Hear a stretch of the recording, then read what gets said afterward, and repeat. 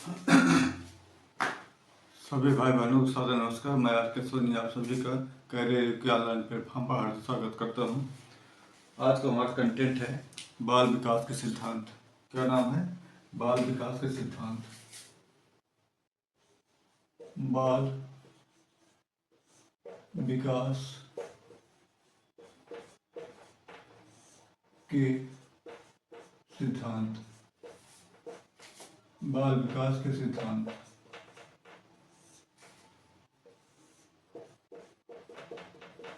आज का हमारा टॉपिक है बाल विकास के सिद्धांत। वैसे तो इस सिद्धांत के अंतर्गत बहुत सारे सिद्धांत हैं जिनकी चर्चा आज हम नहीं कर पाएंगे सबकी, लेकिन उन्हीं में से एक ऐसा सिद्धांत है जो बहुत ही महत्वपूर्ण है और आपके सीटेट के एग्जाम में बार बार पूछा जाता है। तो उस सिद्धांत को आज हम लोग पढ़ेंगे और उस सिद्धांत का नाम है विकास की दिशा का सिद्धांत। विकास की दिशा का सिद्धांत। उस सिद्धांत का क्या नाम है? विकास की दिशा का सिद्धांत। विकास की दिशा का सिद्धांत। विकास की दिशा का सिद्धांत। ठीक, यही सिद्धांत है। इसी सिद्धांत के विषय में आज हम लोग चर्चा करेंगे। तो बात आती है कि विकास की दिशा का सिद्धांत क्या है। तो यहाँ पर हम इसको समझाने के लिए, जैसे कि मनोवैज्ञानिकों के द्वारा इसे दो भागों में विभाजित किया गया है। इस सिद्धांत को दो भागों में विभाजित किया गया है। कितने भागों में विभाजित किया गया है? इसे दो भागों में विभाजित किया गया है। इसमें से पहला भाग है हमारा मस्तकाधोमुखी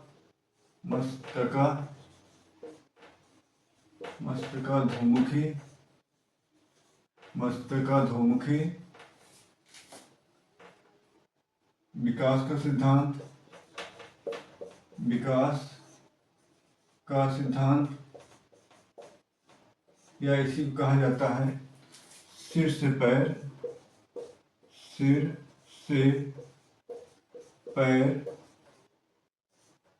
की दिशा का सिद्धांत। क्या कहा जाता है? सिर से पैर की दिशा का सिद्धांत। ठीक है ना? इसे अंग्रेजी में कहा जाता है सेफेलोकोडल थ्योरी। क्या कहा जाता है? CPHALOCAUDAL theory. ठीक है ना? अंग्रेजी में क्या कहा जाता है? सेफेलोकोडल थ्योरी कहा जाता है। और हिंदी में क्या कहा जाता है? मस्तकाधोमुखी विकास का सिद्धांत, या जिसे सिर से पैर की दिशा का सिद्धांत भी कहा जाता है। क्लियर हुआ? अब हम लोग दूसरे की बात करेंगे, दूसरे नंबर की बात करेंगे। दूसरा सिद्धांत है विकास की दिशा का। दूसरा सिद्धांत है, पहला हम लोगों ने पढ़ा मस्तकाधोमुखी विकास का सिद्धांत, और दूसरा है हमारा, दूसरा नंबर पर है केंद्र से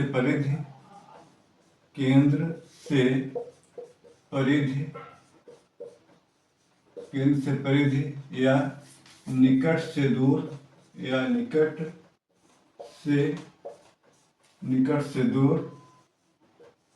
का सिद्धांत।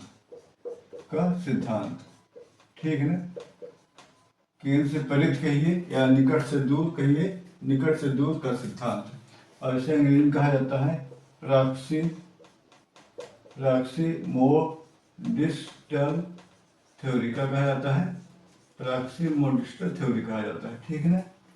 तो जो दूसरा सिद्धांत है विकास की दिशा का सिद्धांत के अंतर्गत, उसका क्या नाम है? केंद्र से परिधि या निकट से दूर का सिद्धांत, जिसे अंग्रेजी में क्या कहा जाता है?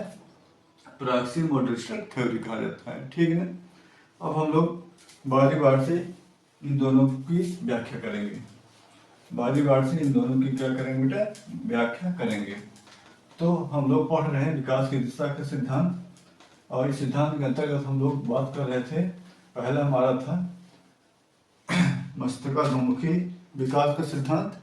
मस्तकाधोमुखी विकास का सिद्धांत, या जिसे सिर से पैर की दिशा का सिद्धांत कहा जाता है। पहला हमारा क्या था? सिर से पैर की दिशा का सिद्धांत। सिर से पैर की दिशा का सिद्धांत। दिशा का सिद्धांत, सिर से पैर की दिशा का सिद्धांत, ठीक है ना। अब यह जो सिर से पैर की दिशा का सिद्धांत होता है, इसे पुनः मनोवैज्ञानिकों के द्वारा दो भागों में विभाजित किया गया है, ठीक है ना। तो इसके दो भाग कौन कौन से होते हैं? इसका जो पहला भाग होता है वह होता है जन्म से पूर्व। कौन क्या होता है? जन्म से पूर्व। पहला भाग क्या है? जन्म से पूर्व। और दूसरा भाग क्या है?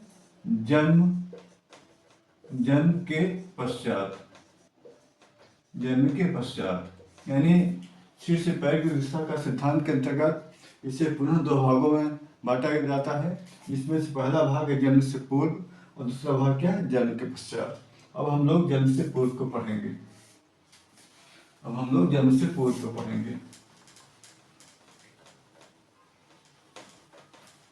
जन्म से पूर्व हमारा जो पहला भाग है इसका, जन्म से पूर्व, ठीक है। अब जन्म से पूर्व का मतलब हुआ कि अभी यहाँ पर बच्चा माँ के गर्भ में है, यानी बच्चा अभी पैदा नहीं हुआ है, उसका अभी प्रारंभिक स्टेज है, ठीक है ना। तो यहाँ पर बात की जाती है कि जब माता के गर्भ में भ्रूण पड़ता है, यानी जब माँ के गर्भ में माता के गर्भ में जब भ्रूण पड़ता है, तो भ्रूण पड़ने के बाद जब शरीर बनना स्टार्ट होता है, तो शरीर बनने के क्रम में सबसे पहले बच्चे का सिर बनता है। क्या बनता है? सिर बनता है। शरीर बनने के क्रम में सबसे पहले बच्चे का क्या बनता है? सिर बनता है। यानी जो पहले नंबर की घटना हो रही है वह क्या हो रही है? सिर, ठीक है ना। सिर, समझ गए? जो पहले नंबर पर घटना हो रही है और क्या हो रहा है? सिर, यानी शरीर बनने के क्रम में सबसे पहले बच्चे का सिर बनता है। और सिर बनने के बाद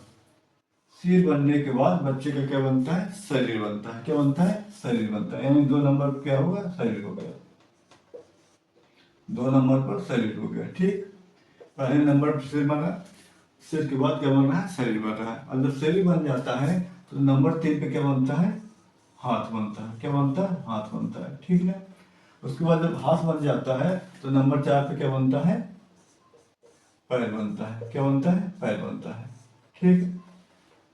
अब आप देख रहे हैं कि जब माता के गर्भ में भ्रूण पड़ता है, तो भ्रूण पड़ने के बाद जब शरीर बनना प्रारंभ होता है, तो शरीर बनने के क्रम में सबसे पहले बच्चे का क्या बन रहा है? सिर बन रहा है, ठीक है। सिर बनने के बाद बच्चे का क्या बन रहा है? शरीर बन रहा है। शरीर बनने के बाद बच्चे का क्या बन रहा है? हाथ बन रहा है। और अंत में क्या बन रहा है? पैर बन रहा है, ठीक है। इसीलिए आप देख रहे हैं कि सिद्धांत का नाम ही क्या है? सिर से पैर की दिशा का सिद्धांत। यानी सबसे पहले सिर बन रहा है और लास्ट में क्या बन रहा है? पैर बन रहा है। तो क्या हो गया? सिर से पैर की दिशा का सिद्धांत हो गया। समझ गए ना? इसीलिए सिद्धांत का नाम ही पढ़ा है सिर से पैर की दिशा का सिद्धांत, ठीक है। अब हम लोग जन्म से पूर्व की बात कर लिए, अब हम लोग जन्म के पश्चात की बात करेंगे। अब जन्म के पश्चात कैसे क्या होता है, तो उसको हम लोग देखेंगे।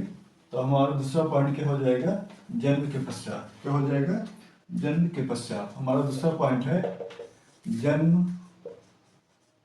के पश्चात, यानी जन्म के पश्चात अब क्या हो रहा है, ठीक है ना। अब यहाँ जन्म के पश्चात के संदर्भ में बात की जाती है नियंत्रण के संदर्भ में। किसकी बात की जाती है? नियंत्रण के संदर्भ में जन्म के पश्चात की बात की जाती है। जो हमारा मेन पॉइंट है वह क्या है? नियंत्रण। क्या है? नियंत्रण, ठीक है। अब जब बच्चा अपने शरीर पर या जब बच्चा नियंत्रण करना सीखता है, यानी जब बच्चा नियंत्रण करना सीखता है, तो नियंत्रण करने के क्रम में सबसे पहले बच्चा अपने सिर पर नियंत्रण करना सीखता है। समझ रहे हैं ना? यानी जब बच्चा नियंत्रण करना सीखना प्रारंभ करता है, तो नियंत्रण करना सीखना प्रारंभ के संदर्भ में सबसे पहले बच्चा अपने सिर पर नियंत्रण करना सीखता है। किस पर करना सीखता है? सबसे पहले बच्चा अपने सिर पर, किस पर? अपने सिर पर नियंत्रण करना सीखता है, ठीक है। सबसे पहले बच्चा अपने सिर पर नियंत्रण करना सीखता है। यानी जब बच्चा नियंत्रण करना सीखना स्टार्ट करता है, तो उस क्रम में सबसे पहले बच्चा अपने सिर पर नियंत्रण करना सीखता है। सिर के बाद बच्चा अपनी आंखों पर नियंत्रण करना सीखता है। किस पर? अपनी आंखों पर नियंत्रण करना सीखता है, ठीक है। अब आंखों के बाद बच्चा अपने किस पर नियंत्रण करना सीखता है? हाथों पर। किस पर? हाथों पर। ठीक है, तो नंबर 3 घटना कौन सी हुई? हाथों। हाथ के बाद बच्चा फिर पुनः किस पर नियंत्रण करना सीखता है? अपने शरीर पर। किस पर? अपने शरीर पर। और लास्ट में बच्चा अपने पैरों पर नियंत्रण करना सीखता है। किस पर? अपने पैरों पर नियंत्रण करना सीखता है। ठीक है ना। अब आप यहाँ पर देख रहे हैं कि जन्म के पश्चात जब बच्चा नियंत्रण करना सीख रहा होता है तो उस क्रम में सबसे पहले बच्चा अपने सिर पर नियंत्रण करना सीखता है। ठीक ना।